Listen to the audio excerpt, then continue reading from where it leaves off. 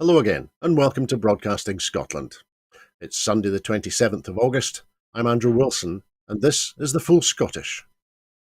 This afternoon, I have the latest daily update from Ukraine on day 550 of the illegal Russian war of aggression and imperial ambition. Then I will introduce our guest for this afternoon, and then together we will take a look at the week's headlines from Scotland and around the world. Vladimir Putin has ordered Wagner fighters to sign an oath of allegiance to the Russian state after the plane crash that the Kremlin said killed Yevgeny Prigozhin, the chief of the mercenary group. President Biden said that US officials were trying to determine how Prigozhin's plane was brought down, leaving no survivors. Russia criticized Biden for expressing his lack of surprise that Prigozhin had been killed and said it was not appropriate for Washington to make such remarks. Russia reported a drone attack on Moscow in the early hours of Saturday, forcing authorities to again shut down all three major airports serving the capital. Ukraine said yesterday that 3 of its Air Force pilots, including a renowned pilot with the call sign Juice, were killed in a mid-air collision on Friday. Pope Francis has urged young Russians to be the sowers of seeds of reconciliation in a virtual address to a congregation of 400 in St. Petersburg that gathered for the annual Catholic Youth Day. Russian forces struck a cafe in a key frontline area in northeastern Ukraine, killing 2 civilians and wounding a third, regional officials have said. The shelling near the city of Kupiansk took place amid warnings from UK officials that Russia may try to retake the area. The US reporter Evan Gershkovich appealed against a Russian court's decision to extend his pretrial detention by 3 months after his detention under spying charges, which he denies, and that's according to documents published by the Moscow court. Unlike many Western reporters, he had continued to report from Russia during Moscow's offensive in Ukraine. And the German news magazine Der Spiegel has published a lengthy and detailed investigation into the attack on the Nord Stream pipeline. It cites German investigators who are undertaking the most important investigation of Germany's post-war history because of its potential political implications, and reported that a striking number of clues point to Ukraine. Now, we're lucky enough to be joined this afternoon by a regular contributor to our programmes, Paul McLennan. Paul has been the MSP for East Lothian since 2021. Previously, he was a local councillor for the Dunbar and East Linton multi-member ward on East Lothian Council, and was both the SNP group leader and the council leader from 2007 to 2012. Paul was most recently appointed as Minister for Housing in our Scottish Government in March this year. Paul, good afternoon. How are you keeping? I'm good, Andrew. Last week before we go back into Parliament, so it's a busy week, and then we're back into Parliament, so it's been a quick recess. The calendar rolls on relentlessly, no Yes, matter what, for all of us, Paul. We're delighted that you're able to join us this afternoon. Thank you. Our first item this week is that the First Minister welcomed the US Special Presidential Envoy for Climate, John Kerry, to Edinburgh for a climate justice summit, where the First Minister announced an additional £24 million of climate justice funding from Scotland. This was in the same week that it was reported that the G20 countries poured more than £1 trillion into fossil fuel subsidies, despite their previous COP26 pledges. The First Minister said the countries which are worst affected by the climate crisis are often those which have done little or nothing to cause it. The injustice at the heart of the global climate crisis is why Scotland became the first country in the world to establish a climate justice fund more than a decade ago, and why we have led the way in being the first global North country to commit funding to address loss and damage. He went on, "Today we are able to announce the start of the Climate Just Communities programme in Malawi, Zambia and Rwanda. The programme will work with local communities, including the marginalised groups, so that they can identify their own priorities and build their resilience to the climate crisis. 3 aid agencies, the SCIAF, the DAI and NIRAS, will each receive up to £8 million over the next 3 years from the Scottish Government's Climate Justice Fund to support the work in Rwanda, Malawi and Zambia, respectively." So, Paul, this story didn't receive an awful lot of reporting during the week. Surprise, surprise. So, do you think that funding climate justice is something that voters in Scotland support? I'm afraid, especially during a cost of living crisis.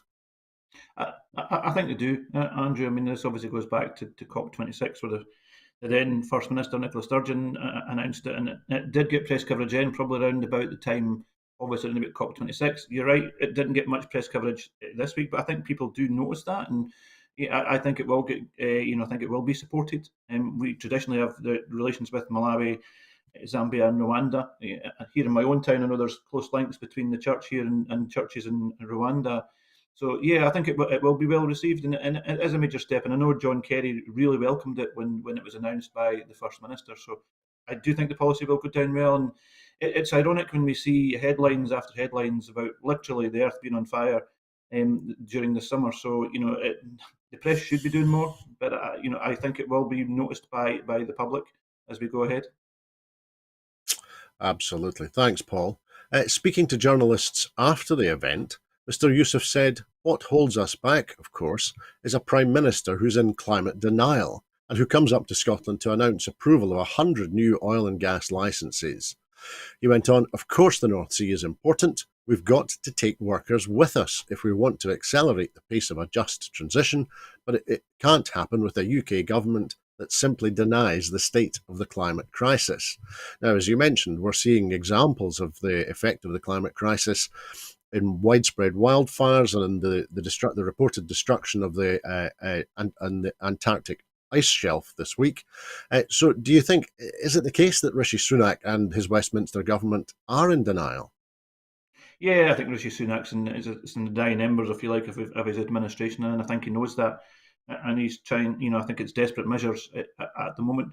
The evidence is overwhelming in terms we have to move away from fossil fuels, and yes, it will be versed in the debate around about the just transition, which the Scottish government obviously is trying to manage, but. Given licenses out potential for 100 new oil fields isn't the way ahead. It's not the way ahead. Yes, we have to manage the transition, but 100 new oil fields is just not the way ahead. We've got great opportunities in renewables in Scotland and in the rest of the UK, and that's where all the energy should be in terms of that. So yeah, he's got his priorities wrong, but it's desperation I feel in the last year of his administration. Thanks, Paul. Now, I also mentioned there about investment in coal, oil, and gas by G20 countries. The amount of public money flowing into coal, oil, and gas from the 20 of the world's biggest economies reached a record £1.1 trillion in 2022. That's according to the International Institute for Sustainable Development. And that is, as I said, that's of course, even though world leaders agreed to phase out inefficient fossil fuel subsidies at COP26 in Glasgow 2 years ago. Governments have reported fossil fuel producers and governments have supported fossil fuel producers and their customers with public money. This report found G20 governments last year provided fossil fuels with £1.1 trillion in subsidies, $322 billion in investments by state-owned enterprises, and $50 billion in loans from public finance institutions. So, Paul, why do you think G20 governments are so determined to continue handing public money to the companies that are producing coal, oil, and gas? I think there are a number of reasons. One, it's a huge lobbying operation. I think from the oil and gas companies that there is no doubt about that worldwide. I think when you look at the figure 1.1 trillion, if you look at how that could be used in moving these countries towards renewables, it's a real missed opportunity in terms of that. And I think for me, some of it as well as it's almost around about political opportunism and short-term political gain. Most governments will look at around about 3 to 5 year terms, and they're looking 3 to 5 year ahead, not beyond that. And it's time there was bravery from governments all across the world in terms of that. That 1.1 trillion could be moved towards moving countries towards renewables and making that and taking that step much quicker than where we are just now. Unfortunately, short-termism by most of these governments, it seems to be the way that they will gauge their decisions on, and it's a real missed opportunity. And it's not just a missed opportunity; it's actually impacting on the world now, and we need to make these changes now, not waiting another 3, 4, 5, 10 years before we start to make these changes. the last year or two has seen dramatic change in the climate, and we can't wait any longer. And it almost makes all the words that were talked about in COP26 and previous COP meetings before empty words, just empty words. Thanks, Paul.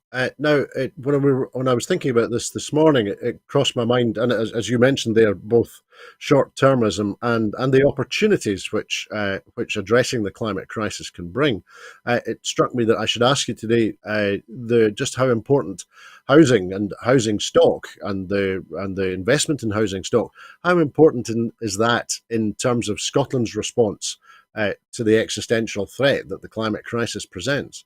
Yeah, it's incredibly important. Obviously, there's new housing stock that's obviously being built just now, and there are good advances being made in that in terms of new heating systems. It needs to move away from fossil fuels. So obviously, we're seeing air source and ground source heat pumps that are now being built as standard moving forward. There's different technologies. We're looking at district heating systems, and there's money's been made available by the Scottish Government for that. So that's obviously the challenge with new house builds. Beyond that, it's obviously our existing stock, and that's the bigger challenge. So and it's not just around about the attacking climate change. That's also tackling health issues as well. So at the moment, there's a couple of things that are going on. There's the East 2 review, which is looking at energy efficiency in social homes, and I think that's obviously in conjunction with local authorities and also social housing associations, registered social landlords. So that's been looked at just now, and where we can try and set the standards. And also there's the local authority heat and energy efficiency strategies, which each local authority is preparing at the moment, looking around about how they tackle that agenda going forward. And that should be prepared by the end of the year. So there's big steps being taken at the moment. We're in discussion with every local authority at the moment about what that looks like. That will include and that will require institutional funding. The estimated cost in Scotland for retrofitting was around about £33 billion. Now, that was about 2 years ago. Now, obviously, with inflation and construction inflation in particular, you're talking probably around about £40 billion. And I know, speaking to colleagues both in the UK government, Welsh government, and Northern Ireland executive, they're looking at similar type of figures. So we will need institutional investment to try and help us move towards that. And it's looking at models in that regard. How does that make that work within sustainable rents and so on? But there's a real opportunity to try and make sure that we heat our buildings much more efficiently, and also try and save money in terms of that, but also help health issues. So it's a big challenge, and housing plays a major part of that going forward in the next number of years. Thanks, Paul. I'm absolutely confident we'll be back talking to you about housing and the importance of housing in the climate crisis and elsewhere in future programmes on Broadcasting Scotland. But there was one last point I wanted to talk to you about in connection with this story. One of the groups that organised the invitation to John Kerry to Edinburgh last week is the Beyond Borders Festival, and the founder of that festival, Mark Muller-Stewart KC, said, "We believe that the convening power of the Edinburgh festivals and the Signet Library's Scottish Enlightenment connections provides the perfect backdrop for such an address, to say nothing of the Scottish people's enduring commitment to protecting our environment." Now, it struck me that the festivals in Edinburgh in August have continued to evolve. There's now much more stand-up comedy, and over the past few years, we've seen London hacks, political hacks, hosting discussions for their radio programmes on right-wing channels. Now, much of that is probably just hackery. However, do you think that Mark Muller-Stewart, KC, has a point that August in Edinburgh with the Edinburgh festivals can provide a platform to bring people together from across the world to discuss all manner of serious issues? Yeah, very, very much so. At the first Monday of the festival, I opened the Green Homes Festival, which was arranged by the Federation of Master Builders, the likes of SNPF, the Plumbers Organisation, and Select Electricians Organisation, talking around about what we can do to talk about green homes. And that went on for a week and was very well received. And it looked at how we could change that. So I think that was a good start to the event and was very well attended. The Parliament itself, the Scottish Parliament itself, also has the Festival of Politics around about the time of that, and it has looked at climate change issues going previously. And last year we were talking about international development and the wellbeing economy, which I also took part in, which again looked at that. So the Parliament itself takes part in the festival itself. So yeah, I think there's an opportunity to try and look about growing that. And we often see, sometimes you'll see politicians being interviewed, and these are the ones that tend to grab the headlines. But there's lots going on in the background in terms of that, which is very good. So I think there's real opportunities for these shows in the next number of years to continue to do that and highlight what Scotland's doing and highlight obviously what we need to continue to do. That's great. Thanks, Paul. I'm sure that we'll be continuing to, we'll see as we continue to recover from COVID, we'll continue to see more and more activities in Edinburgh at the festivals. And that'll be carrying on for Broadcasting Scotland too, who have run shows from the Fringe for many, many years and covered Fringe events. But we'll move on now. And of course, Broadcasting Scotland was the first to do live broadcasts from the Fringe. Uh, uh, hmm. Anyway, our second item this afternoon is that Nadine Dorries has again announced her resignation, with this time with a bruising attack on Rishi Sunak. And that's 2.5 months after first announcing her intention to step down as the MP for Mid Bedfordshire in a protest that she had not received her peerage. She was the Mid Bedfordshire MP for 18 years and worked in Westminster for almost a quarter of a century, serving as a backbencher, a Bill Committee chair, Parliamentary Under Secretary of State before becoming Minister of State in the Department of Health and Social Care, and then Secretary of State at the Department of Digital Culture, Media and Sport. She announced her intention to quit Parliament when Johnson stood down as an MP in early June. However, she caused confusion by refusing to resign formally and caused irritation by continuing to draw her MP's salary. Justifying her actions, she said she was waiting for an explanation as to why Johnson's proposal that she should get a peerage was blocked. Rishi Sunak recently criticised her for failing to represent her constituents properly. He told LBC, "I think people deserve to have an MP that represents them. It's just making sure your MP is engaging with you, representing you, whether that's speaking in Parliament or being present in the constituencies doing surgeries.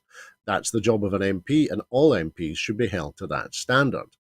And of course, recently a campaign group called for an investigation after a poll suggested that more than 50% believed her absence, her long-term absence as an MP and failure to quit, had significantly damaged Parliament's reputation.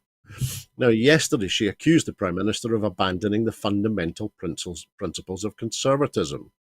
And so, Paul, I would have thought that the fundamental principle of conservatism was me, or how do I enrich myself personally as fast as possible?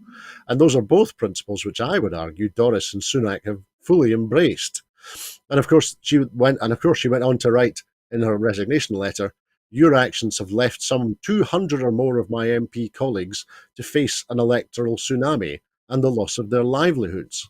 So, what do you think Dorries means by the fundamental principles of conservatism? Is it all about how much money you can make and how quickly?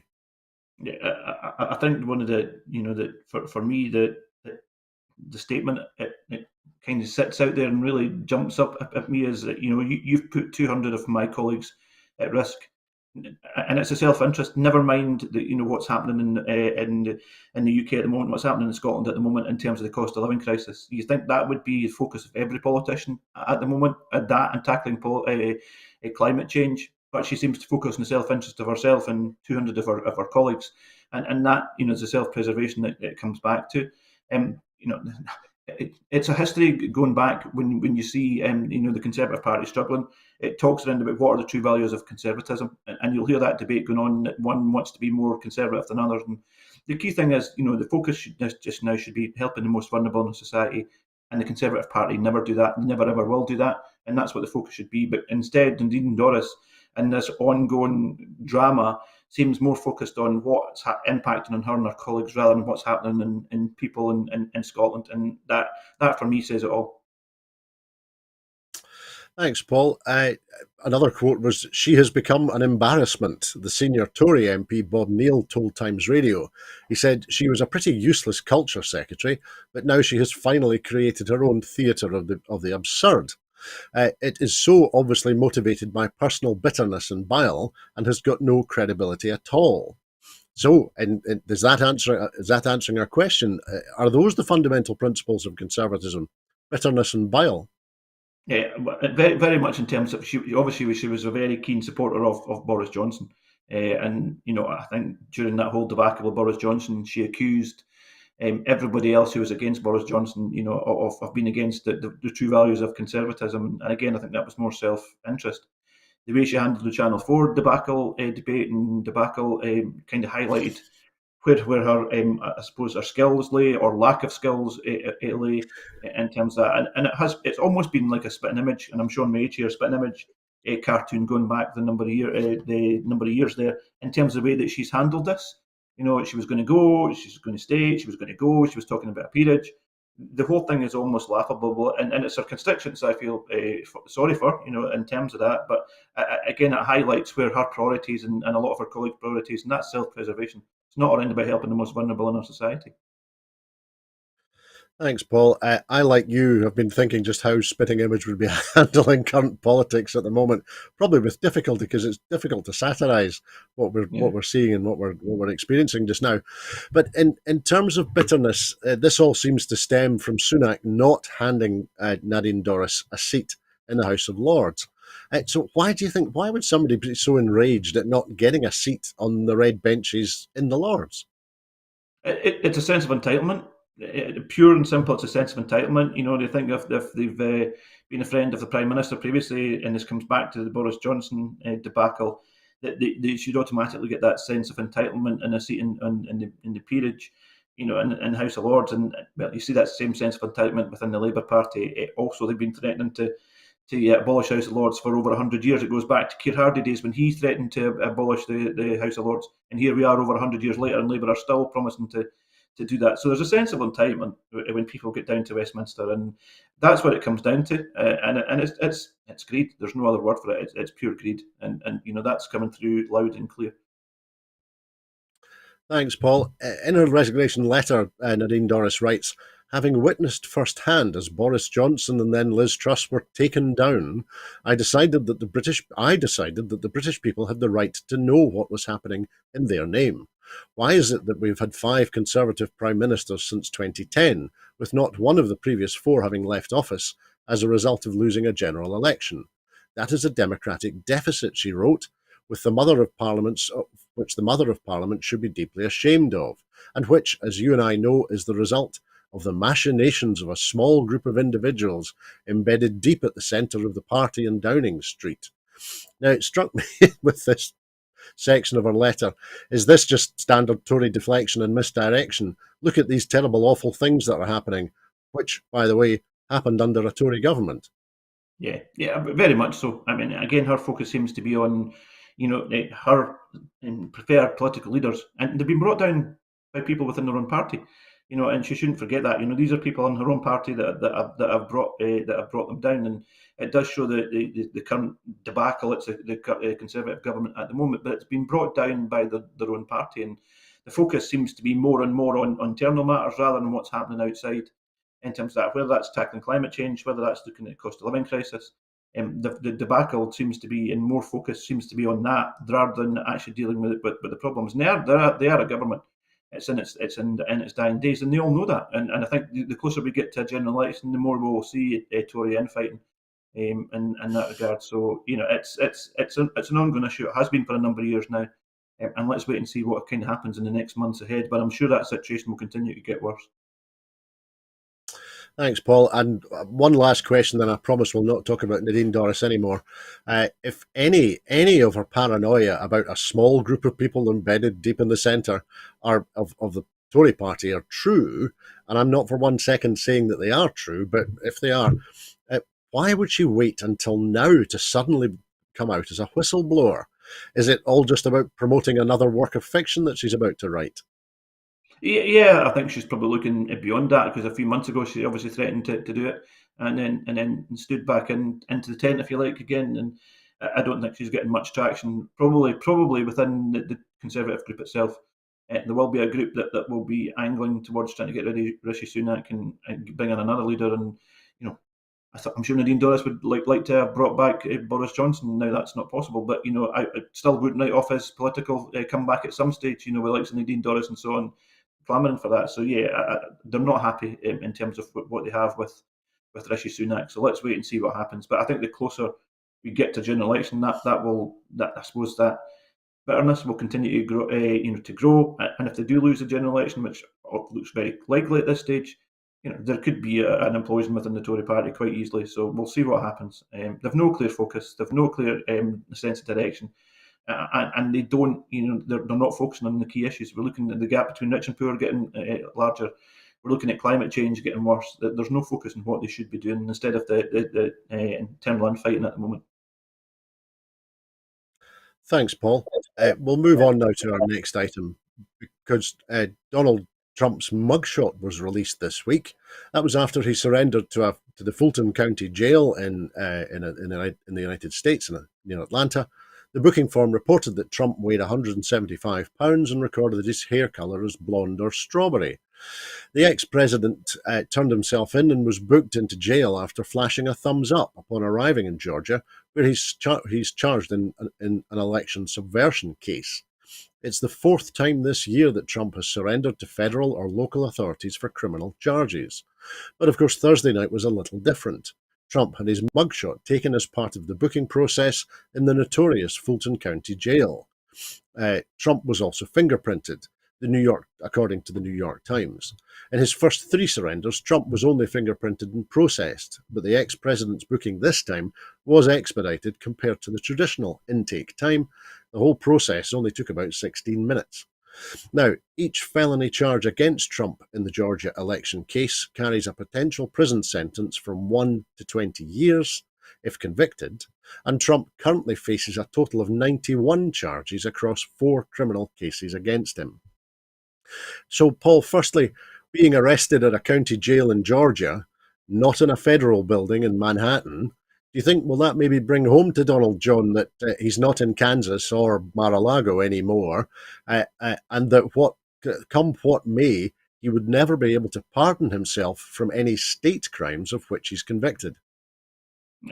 I think when you look at Donald Trump, that it beggars belief around about what his own view of what's kind of going on.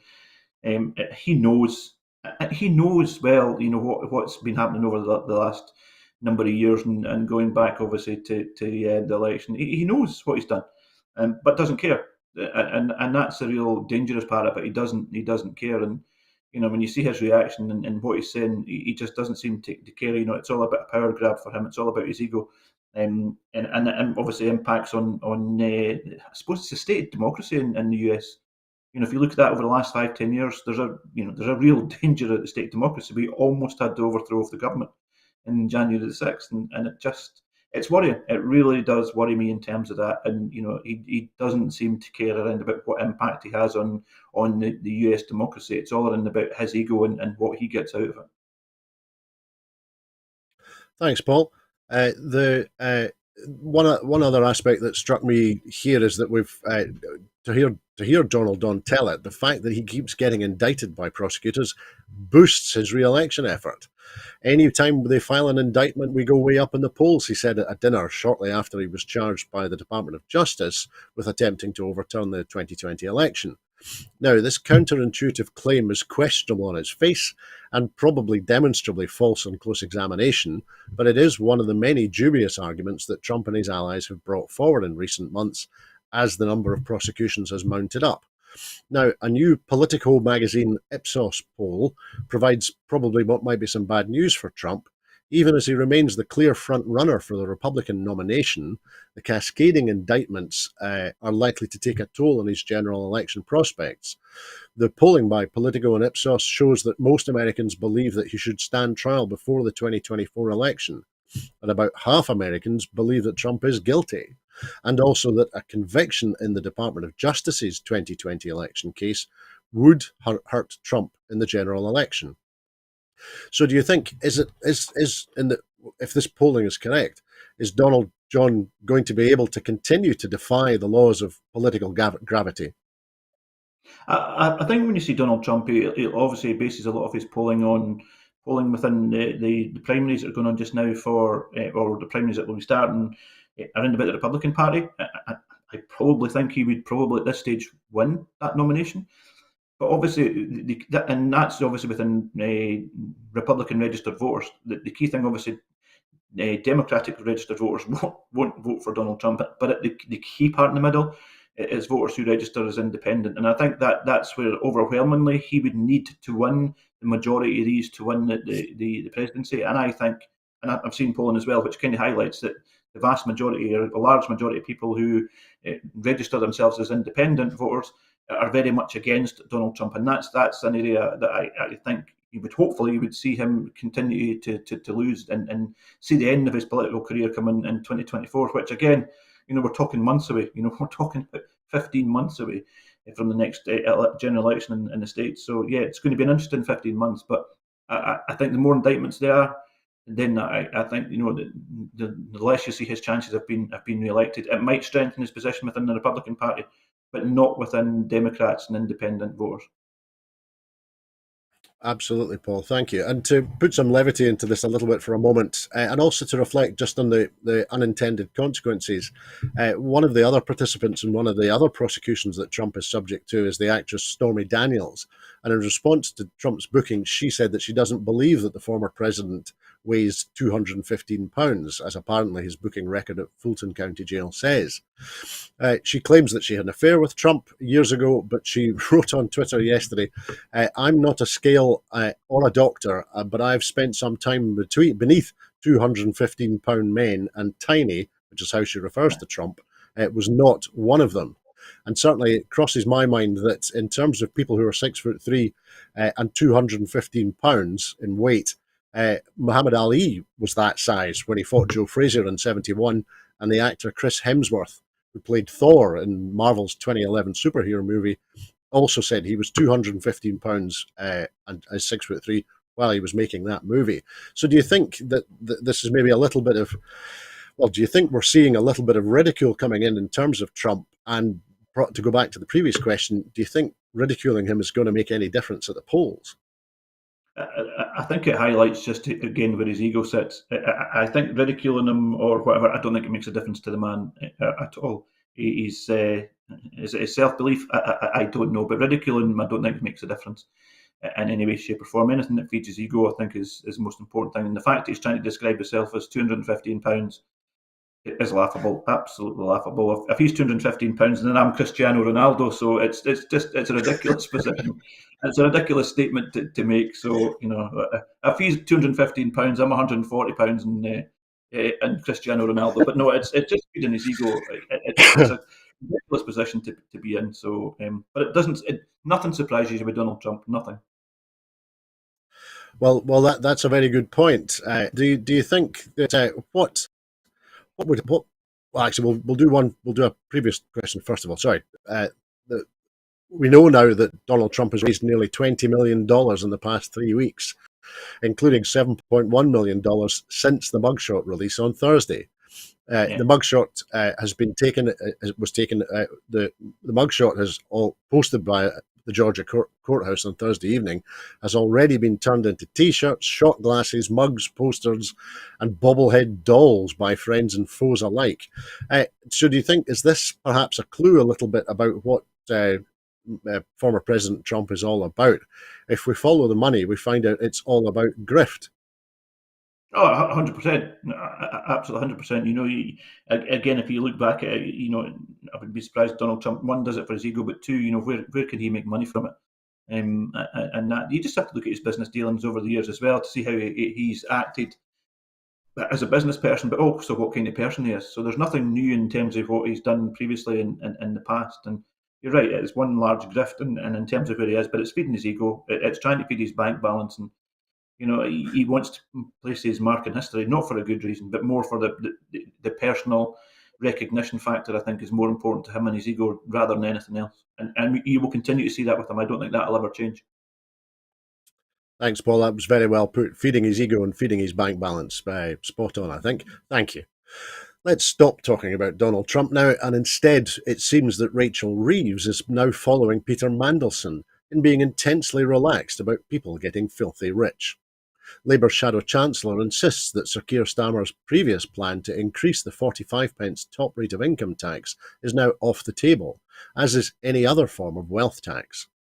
Now, first of all, we have a clip of the First Minister talking yesterday about land reform and taxation. And that's why the land reform bill is going to be so important. And it can't just tinker around the edges. It goes back to what I said around redistribution earlier on to William. We have to be confident. I'm confident in saying that too much of Scotland's land is in the hand of too few people. And therefore, we've got to have a radical land reform bill.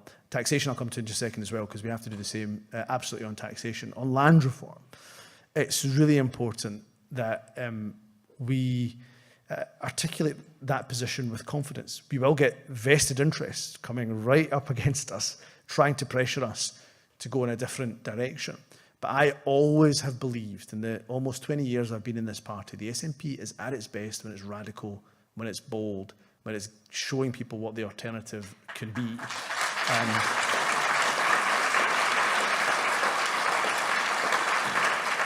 And that's why I said at a Fringe meeting recently, and I'm sorry for those, for the language that I'm about to use, but I did say, look, my programme for government is probably going to piss off some people, because it should.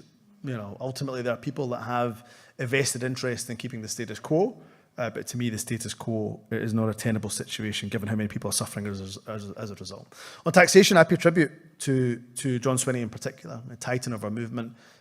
He was the one that initially began to put us onto the footing of progressive taxation. It's a mantle that I hope to carry, and I've said that very clearly. I make no apologies about talking about progressive taxation, and that those with the broader shoulders pay the most. There's other areas of taxation, of course, that we've got to make further movement on. Council tax would be the obvious one where we just haven't quite made the progress that we would have hoped for. So your points are really, really well made, but I go back to my central premise. We are at our best when we're bold. There we are, Paul. That was the First Minister talking in Dumfries yesterday afternoon. Now, to come back to Rachel Reeves for a moment, she gave an interview to the Daily Telegraph, which was published yesterday, and I pulled on my protective clothing and read it, so you don't have to. She has given the clearest indication yet of how her party intends to woo business leaders and English middle-class voters. Ms Reeves, a former Bank of England economist, and Keir Starmer will now firmly disavow the view that wealth should be taxed more heavily. Asked whether Sir Keir's pledge during the 2020 leadership contest to increase the top rate of tax, whether that's been ditched, she said yes. The tax burden is at its highest in 60, maybe 70 years. There have been 24 tax rises in 13 years of Conservative government. I don't see a route towards having more money for public services that is through taxing our way there. It is going to be through growing our way there. So I'm no economist either, Paul, but would simply printing some more money and using it to pay workers a proper wage, would that not have a more immediate benefit? Yeah, I think there's always a balance, you know, and how you describe yourself as a politician. There's always the balance in about raising wealth and then taxing that wealth, and then how do you redistribute that wealth? And that's always going to be the challenge. And I don't think you can look at the issue, and obviously I think Hamza Yusuf, and I was at the event yesterday and heard him say what he said yesterday, but I don't think there's any issues about trying to create that wealth, but also having a fairer taxation system around about that. So there's different ways to try and tackle that, and you know, but what really kind of worries me and about Rachel Reeves is coming from is, you know, week after week, month after month, the Labour Party is retreating back almost to Tory light in terms of what we're looking at. And only last week or the week before that, I think you've seen Keir Starmer talk about they would look at the rape clause, but they would try to treat the rape clause more kindly. And you're thinking that's an absolutely ridiculous position, an absolutely ridiculous thing to say. And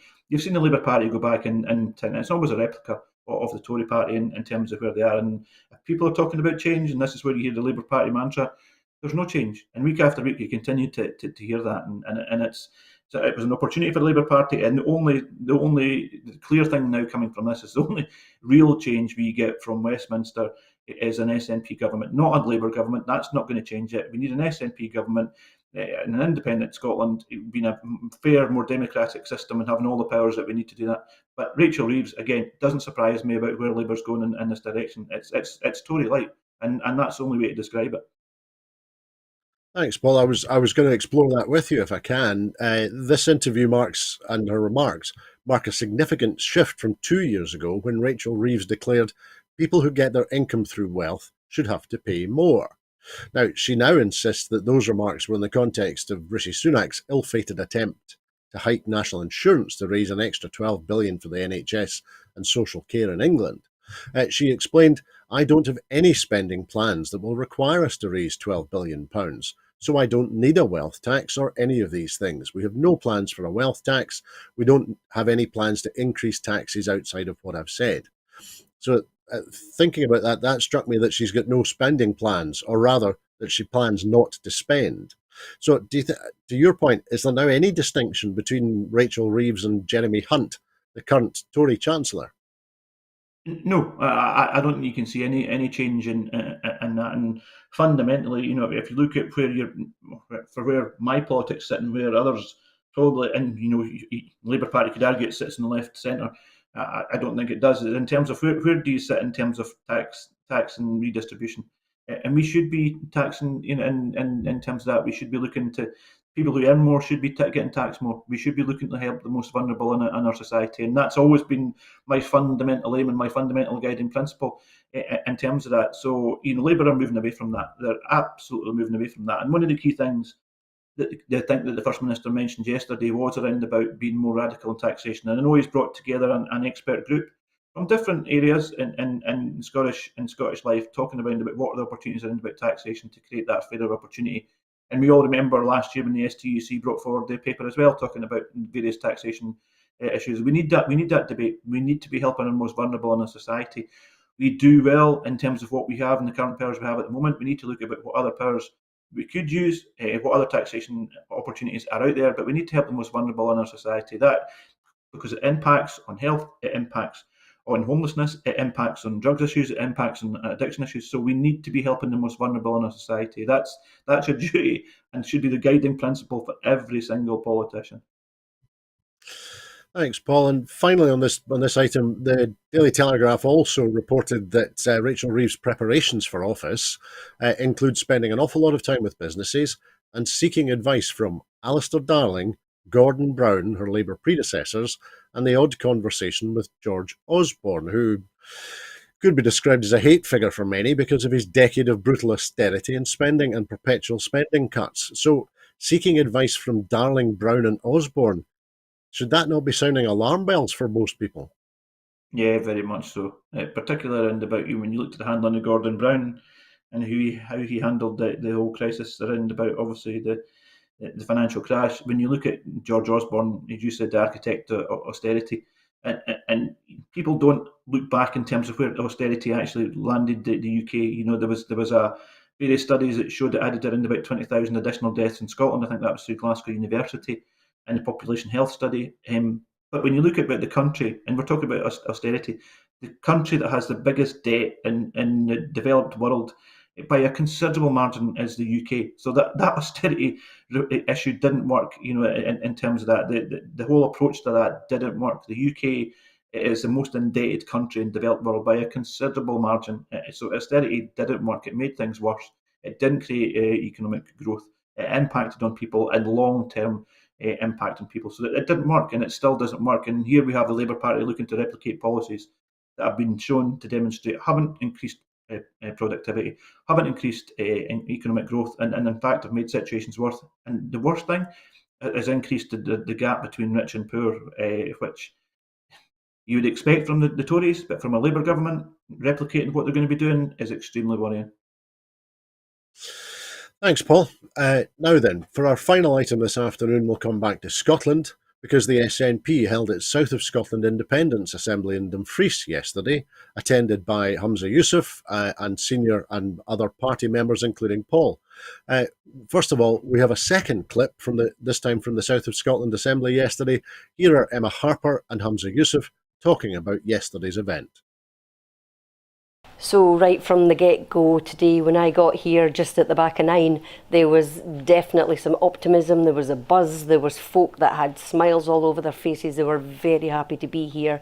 This is like our first South Scotland Assembly. We've taken a wee while to get it organised, and we're very, very happy that not only has the First Minister chosen to accept the invite to come here, but we had Keith Brown first thing this morning, so he's our deputy leader for the party. party, and we've also had Jamie Hepburn as well as other councillors, MSPs, and people on their feet who are members who are presenting their ideas for what we need to do to increase the yes vote in the South Scotland region.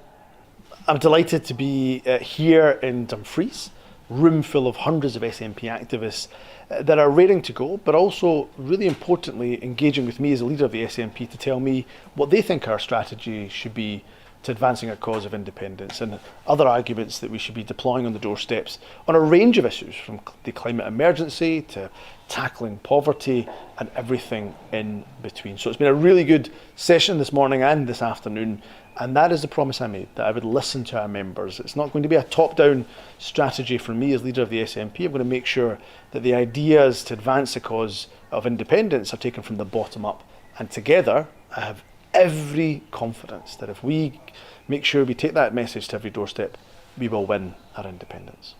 First Minister did a speech to the auditorium, and then after that he did an impromptu question and answer session, which was absolutely fantastic. And then following that, he was able to go and speak to people in the front row, get some selfies, and it was absolutely amazing. The First Minister has demonstrated how open and engaging he is, and how he wants to engage with the people widely across Scotland and hear what they want to see as differences or changes that need to be made for SNP to go forward and secure independence. There we are, Paul. There's a second clip from the event yesterday, as I say, which you attended as well. The First Minister said the support for independence had never been stronger, despite some of the most difficult weeks and months in our party's history, and he praised Nicola Sturgeon. He admitted his leadership would, as we've heard, piss some people off within the party in Scotland, but he was calling for bold and radical policies, which he said would allow Scotland to achieve the prosperity of Norway or Austria. He pledged to pursue humane migration and the climate emergency. And it struck me that that's an interesting combination of policies: prosperity, humane migration, and the climate emergency. It's almost the antithesis of Labour and Tory policies at the moment. Is that fair to say? Yeah, I think it is, and you know, he highlighted that yesterday, and one of the key things I think for me yesterday was walking in. There was a real energy and a real enthusiasm about the room, and I think it was great that there was the South of Scotland came together in that. South of Scotland's quite a diverse area. You know, you're talking from Carrick and Dumnally down to Clydesdale, down to East Lothian, and then Dumfries and Galloway. So, but there are issues that are very relevant. So it was great to be discussing some issues around about South of Scotland. But it kind of highlighted, and it's still highlighted for me. And you showed the clip there where he talked about the biggest applause I think in the room all day was around about. It talked about the SNP's at its best when it's radical and bold, and I truly firmly believe that to be the case. And I think the programme for government will show that when it comes through in the next couple of weeks. And we do need to be radical. We do need to be bold, because these are the things that we need to do. Whether it's around about land reform, climate change, taxation, we need to be radical and bold to take on the challenges we've got just now. What we're seeing just now is a Labour Party that's just going to be Tory light, and that's I think it will be concerning the Labour Party in Scotland, where you've got Anna Sarwar, quite frankly, who has no power whatsoever and will literally do what he's told. And they can complain around about the various policies that the UK Labour Party is doing, and they have no power, they have no influence, and that message should be drummed in loud and clear to people. The Scottish Labour means no change. UK Labour means no change. The only way to bring radical change is through an independent Scotland. Thanks, Paul. That's a good point that you're making, and I'll talk to you about it. The First Minister said yesterday, blue Westminster or red Westminster would make no difference. And he was citing Sir Keir Starmer's stance on policy issues. And the First Minister also described Anna Sarwar as being like a child during the recent visit from Keir Starmer. Mr. Youssef said the body language was like a child looking for permission from their parent. So, in those circumstances, do you think Labour are making progress in Scotland and making progress particularly in Rutherglen and West Hamilton? I think, and obviously looking at Rutherglen and West Hamilton, I think the polling that's been taken on, and the canvass that's been taken on, I still think is very strong for the SNP in terms of looking at the national opinion polls, we have seen an increase for Labour. There's no denying that. But you often see that during midterms and so on.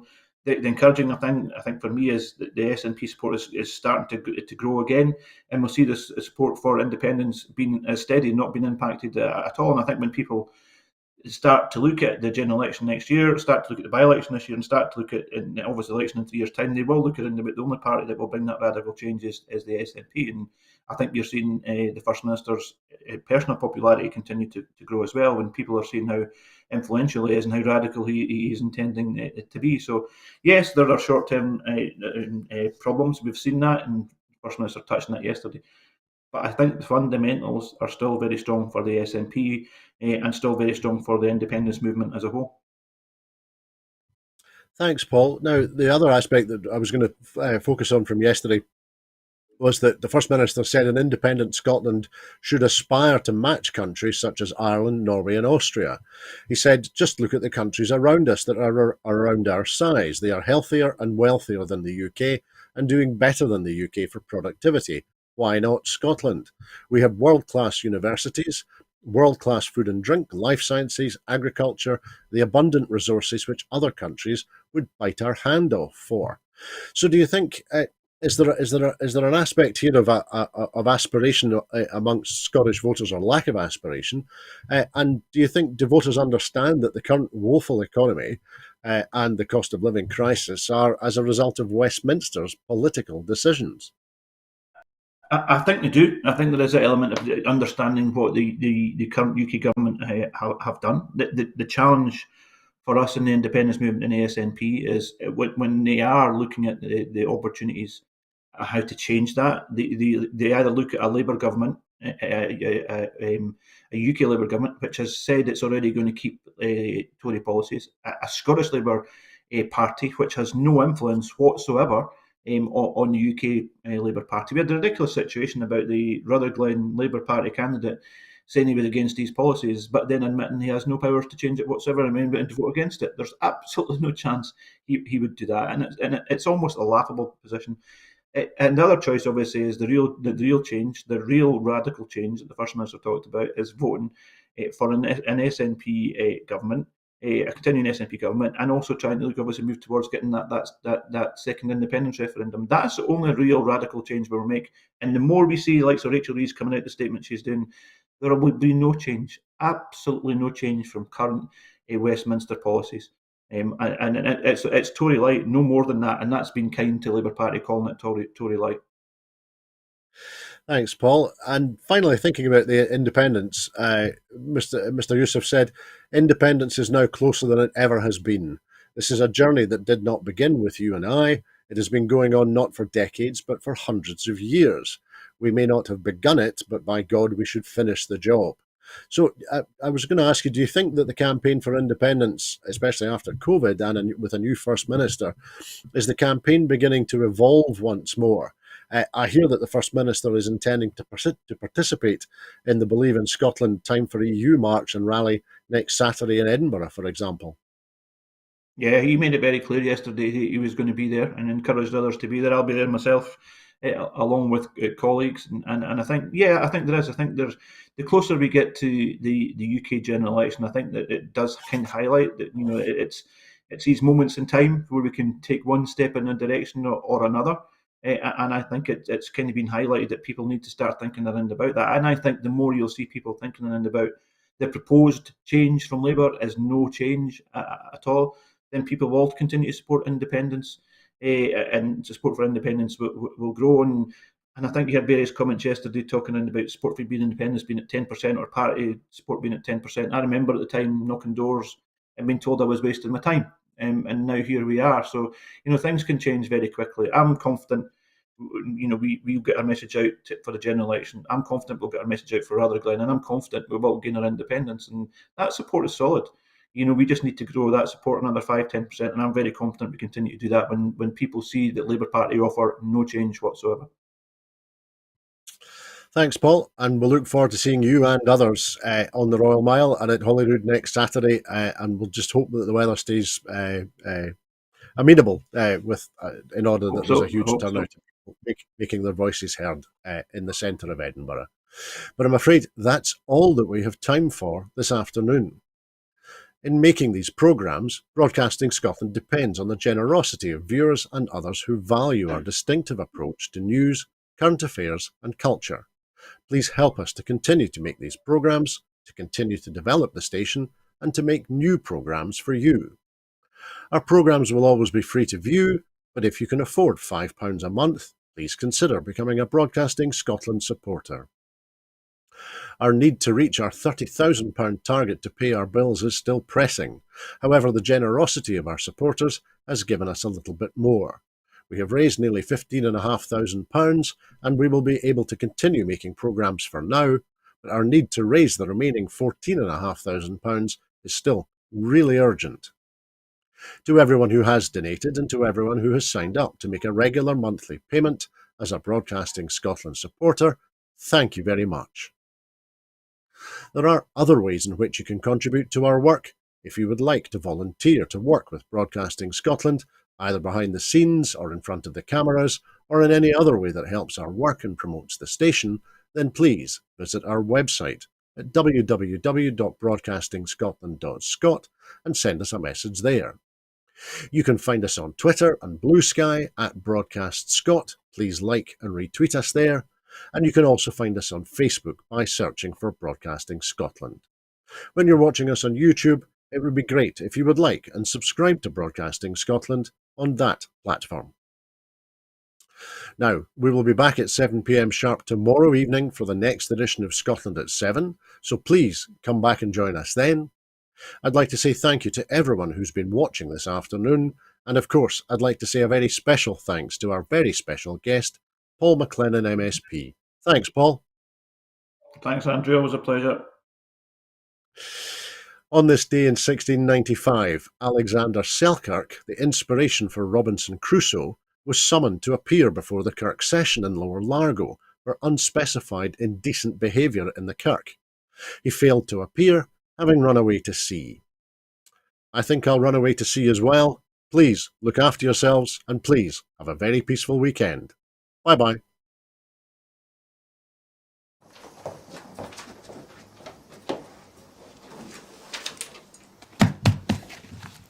Hello and welcome to Broadcasting Scotland. My name is Lewis McGlynn. Hello and welcome to Broadcasting Scotland. My name is Saoirse Healy. Hello and welcome to Broadcasting Scotland. My name is Donald C. Stewart. Broadcasting Scotland is Scotland's independent broadcaster, providing factual news, reporting on the issues important to the people of Scotland. We are committed to public service broadcasting, and with your support, we will produce even more programmes. Provide opportunities for young people interested in media production and broadcasting, and challenge preconceptions of what Scottish media looks like, amplifying Scotland's voice and reflecting its communities. We can already deliver high-quality live news, and we will create the highest quality programmes for you to enjoy. But we can only do that with your support. So please subscribe to and share our channel or donate to Broadcasting Scotland via the link in the description. Thank you. Thank you. Thank you.